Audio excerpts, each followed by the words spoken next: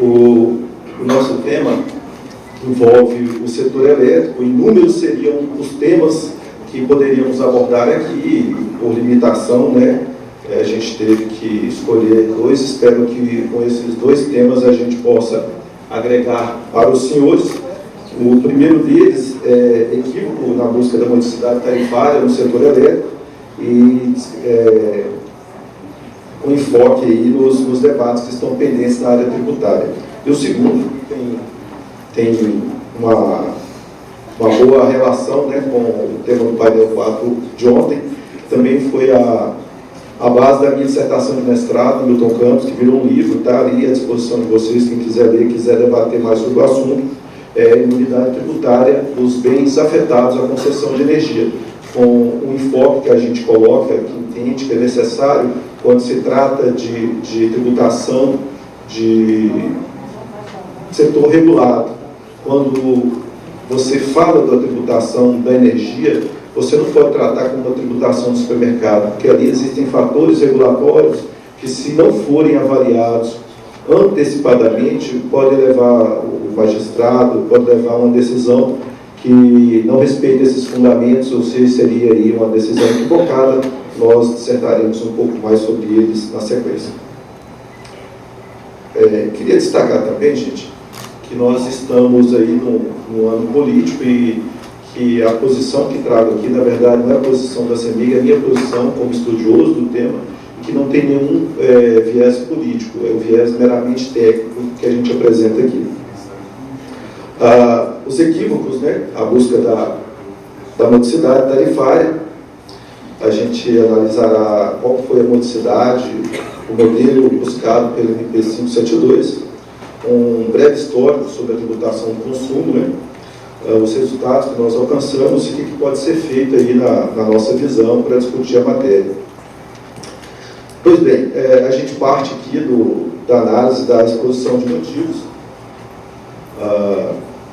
onde eu tomo um pouco da paciência dos senhores para ler, que está destacado lá, com o objetivo de viabilizar a redução do custo da energia elétrica para o consumidor brasileiro, buscando assim não apenas promover a modicidade tarifária, nós vamos estudar um pouco mais sobre isso, e tornar o setor produtivo ainda mais competitivo, enfim. A gente tem uma certa preocupação, porque o que seria essa modicidade tarifária na visão do regulador. Mas antes a gente tem que lembrar que a arrecadação tributária sobre a propriedade no Brasil ela é menor que a tributação do consumo, ou seja, o consumo na conta de energia não é diferente, ela é muito expressiva, né, a tributação sobre o consumo. E a gente tem comparativos aí, normalmente, países da América Latina, comparado com outros países, tem uma tributação bem maior, consideravelmente. E nós veremos também que, mesmo a tributação sobre a propriedade, o doutor Adé Tostes com certeza concorda comigo, no caso de empresas que estão aí no setor regulado, essa tributação tem sérios equívocos. Apresentaremos também na sequência.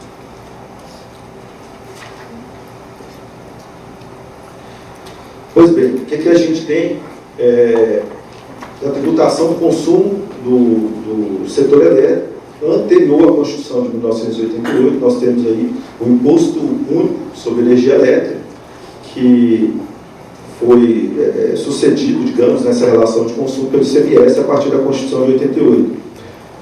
O Imposto Único, na forma de imposto sobre energia, ele tinha 40% de sua arrecadação destinada à União, no Fundo Federal de Eletrificação, e o restante, né, os 60%, era destinado a estados e municípios para aplicação em projetos de edificação, de extensão das redes. E o ICMS, como todos sabemos, ele não tem essa vinculação, né? E a gente tem diferenças aí, basicamente, e não menos importantes, nas alíquotas, porque a alíquota do extinto Imposto Único de Energia Elétrica ele era bem menor, né? E a forma de cálculo também, porque o ICMS ele tem um cálculo por dentro, que nas tarifas aí residenciais, uma alíquota de 30% pode chegar a 42% do valor que se paga. Então, a gente tem essa MP, que tem o foco na redução da conta de energia, como já vimos, mas sem incluir no debate a questão tributária. Enquanto você faz isso, você pode até reduzir a conta de energia no momento, mas energia, eu trago um fundamento que é do marketing, é mais da economia, né? A energia tem demanda elástica, implica dizer que quanto menor o preço da energia, maior tende a ser o consumo. Da mesma forma que quanto menor o preço da energia, quanto maior o preço da energia, menor tende a ser o consumo. A pessoa tende a usar de forma mais eficiente. E não se identificou nesse processo políticas efetivas de uso racional da energia. E aí a gente tem uma reflexão, né, que já entra na questão da modicidade tarifária. Se você olhar, nós temos 3 agentes bem específicos. Eu tenho de um lado o Estado, de outro lado eu tenho a concessionária, eu tenho também o usuário desse serviço de concessão. Quando você coloca a relação do Estado com a concessionária, é uma ação, um trabalho de regulação, né, que presta serviço para o cliente, ele é remunerado aí a partir da tarifa, né, e se a modicidade tarifária, se ela tiver ênfase tão somente na tarifa, nós teremos um grande equívoco, qual seja, o Estado também cobra tributos dessa relação. Então, o que a gente defende, e aqui eu faço um parênteses que eu esqueci no início, esse artigo eu fiz em coautoria com o doutor Sérgio Pacheco, um direto colega, que muito nos honrou com apoio nesse artigo. A gente defende que não deve se buscar a modicidade tarifária, mas a modicidade do serviço público, que englobaria, no presente caso, a tarifa que remunera a distribuidora, mais os tributos, né, efetivamente pagos pelo consumidor. E também é interessante que a gente seja propositivo e a gente coloque algumas soluções, né, que deve-se buscar a modicidade do serviço público, não tão somente a modicidade tarifária, a redução do impacto do ICMS nas faturas de consumo de energia elétrica.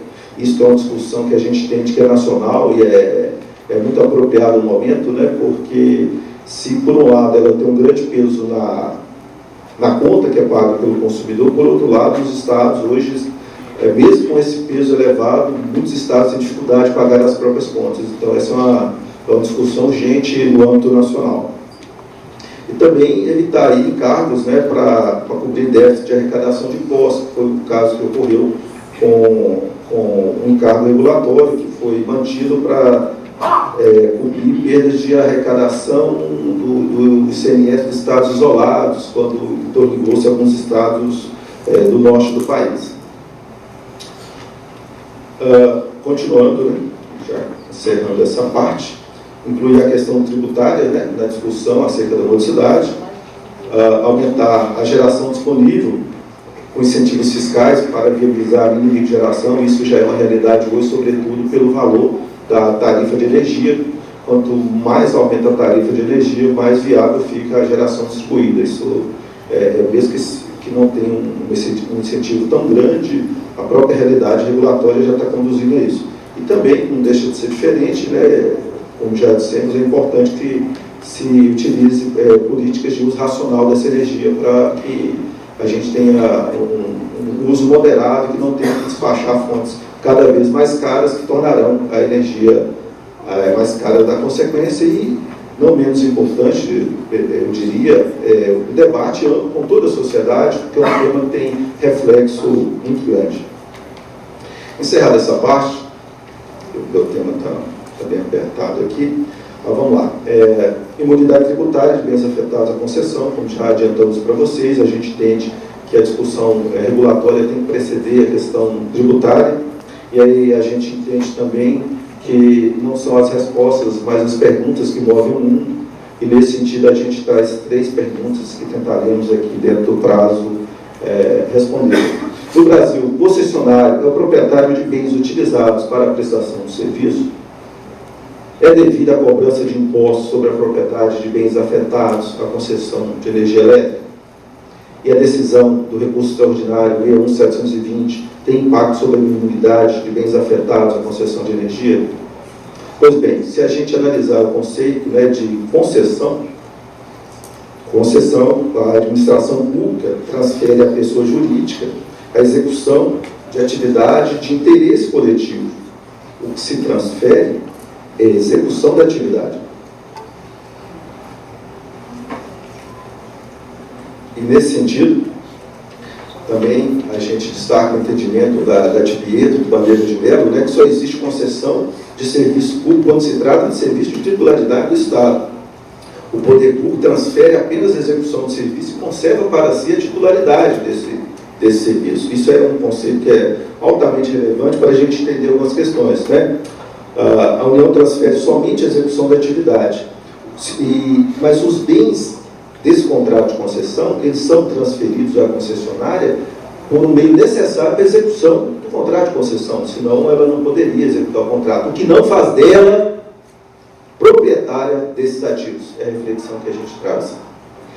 E também, do ponto de vista regulatório, né, a propriedade dos ativos de concessão é do poder concedente, não da concessionária, pois são afetados à concessão. E aí é importante a gente fazer uma distinção, porque toda concessionária, seja ela sociedade de economia mista, seja ela empresa privada, ela tem dois grandes blocos de ativos: ativos afetados e ativos não afetados. E quando a gente fala de imunidade, a gente está falando basicamente dos bens que são afetados. Nós não estamos falando de imunidade da concessionária, mas dos bens que não são dela e pertencentes à União. E os bens da concessionária são os ditos bens não reversíveis, né, que seriam veículos, agências de atendimento, almoxarifados, enfim, que ela usa para prestação de serviço. E é importante, gente, a gente distinguir dois conceitos que muitas decisões o juiz faz certa confusão, o conceito de reversão e afetação.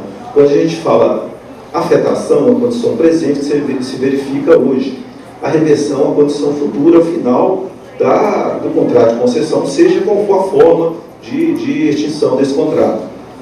E inverter os dois conceitos pode dar um certo prejuízo. E no Deplácito José Afonso da Silva, né, ele fala que reversão é oriundo do latim reverso, né, no sentido que é regresso, volta, regresso ou retorno. Retorno do bem para quem? Retorno do bem para o poder concedente. E aí a gente tem uma reflexão que ela é consequência disso, né? Se o ativo fosse de fato da concessionária, ele não poderia ser revertido, ele teria que ser desapropriado.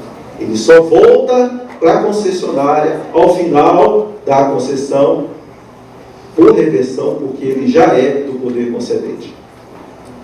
E também, do ponto de vista do direito civil, a gente tem muito claro que a concessionária também não pode ser considerada proprietária do ativo, porque a capacidade que mais diferencia, né, o diferencial ali, digamos, da propriedade, que é a capacidade de dispor. A concessionária não pode, a subestação que atende essa região aqui está me causando muito prejuízo, eu vou vender essa subestação, vou desativar uma subestação e farei aqui um estacionamento. Ou ao final da concessão, ela não pode simplesmente chegar e falar: olha, eu tenho uma decisão de um juiz que me tributou, que me cobrou IPTU, falou que o ativo é meu. Então, ao final da concessão, eu não devolverei esse ativo para o poder concedente. Não existe isso. Tá certo? E do ponto de vista de imunidade, a gente entende que, seja concessionária, sociedade de economia mista, seja empresa privada, do ponto de vista regulatório, elas não têm diferença, porque ambas executam uma atividade, um serviço público de interesse do Estado, como se o Estado fosse. Então, do ponto de vista de imunidade, a gente entende que os ativos afetados, sejam da concessionária, sociedade de economia mista, seja a empresa privada, esses bens são abarcados pela imunidade recíproca. E para encerrar, não menos importante, a gente faz uma reflexão do recurso extraordinário 601-720, o conhecido caso da concessionária Barra Forte, e fazendo um confronto dessa decisão com a tese que apresentamos. Nesse caso, né, é uma empresa concessionária de veículos, e aí já vem a primeira diferenciação. Não há que se confundir, professor Onofre, muito obrigado pela presença, professor.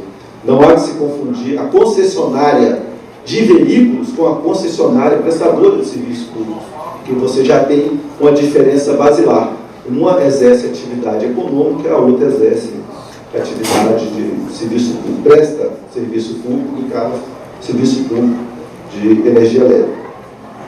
Afinal, o que diferencia, né, esses dois casos é o que a gente pretende explorar na sequência. Primeiro ponto, serviço público versus atividade econômica, nós já adiantamos essa conclusão.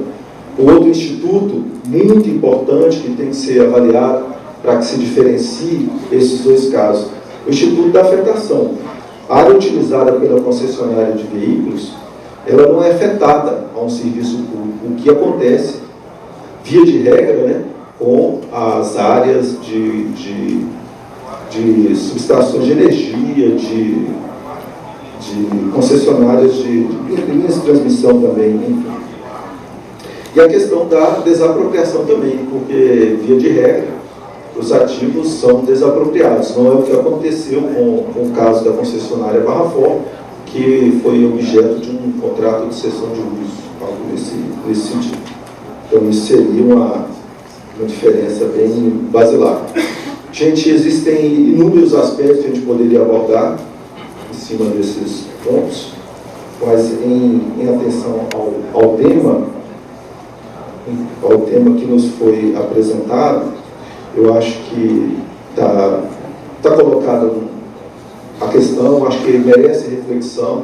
Como dissemos no início, analisar os fundamentos do direito regulatório é imprescindível para que a gente tenha decisões tributárias acertadas quando se diz respeito ao setor elétrico. No nosso livro, a gente aborda outros aspectos, por exemplo, da comparação do direito internacional. Em Portugal, foi onde pesquisamos, né?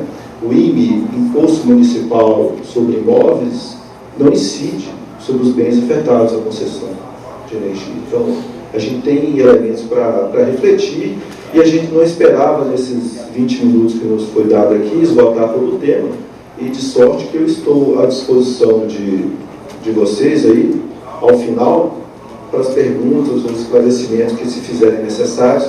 E quero agradecer a oportunidade de dizer que estou louco para ouvir a palestra da professora Betina. Muito obrigado.